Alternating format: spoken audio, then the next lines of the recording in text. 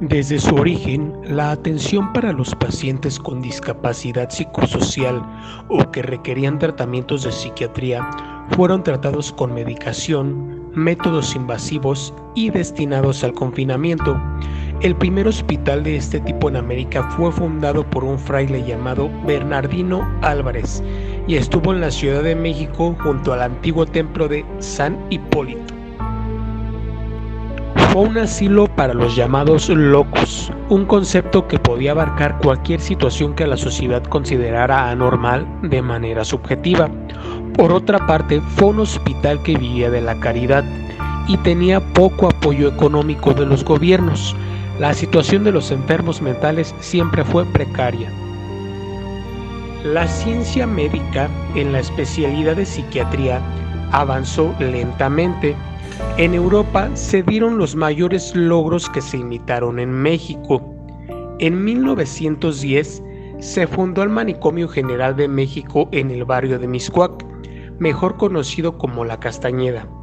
Por desgracia, la Revolución Mexicana interrumpió los planes acordes a la medicina moderna de la época y por 60 años este hospital tuvo sobrepoblación, pocos médicos especializados, bajos recursos y personal insensible para tratar los diversos padecimientos. La lista de enfermedades conocidas indicaba los espacios donde debían encerrarse a los enfermos en pabellones separados por padecimientos.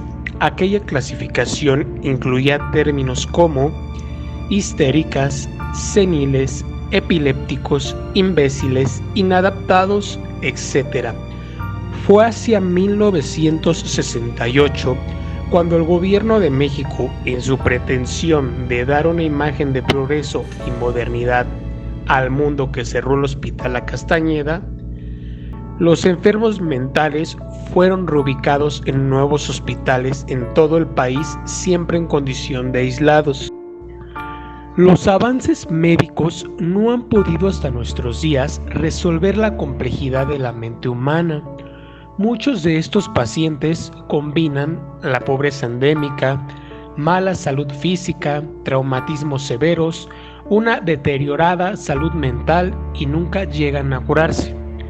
Después de la pandemia de COVID-19, los temas de salud mental cobraron relevancia porque la mayoría de la población del mundo se enfrentó a situaciones de crisis emocional por causa del confinamiento, que nos hicieron sentir empatía con aquellas personas encerradas en los llamados manicomios.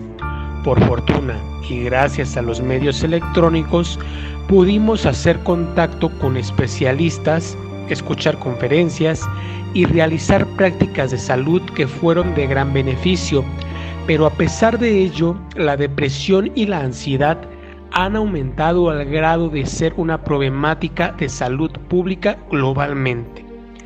En abril del 2022 se ha realizado una iniciativa de reforma a la Ley General de Salud que cuestiona los tratamientos médicos de hospitales, en particular a la condición de asilo en la que viven muchos pacientes.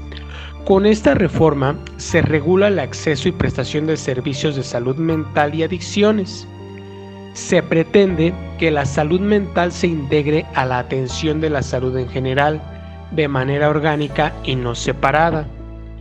Han surgido cuestionamientos a partir de ello, pero la atención se centra en permitir a los pacientes decidir sobre sus tratamientos, ya que estos no sean invasivos, con medicación inapropiada o con opciones terapéuticas ambulatorias en el entorno familiar, comunitario o social, sin que el confinamiento involuntario para las poblaciones vulnerables sea la única alternativa.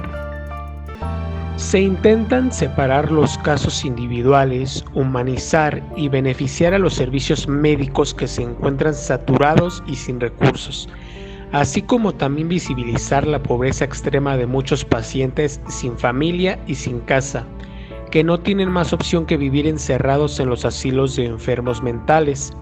También así atender de manera compasiva a las personas con adicciones a diversas sustancias antes de condenar sus acciones.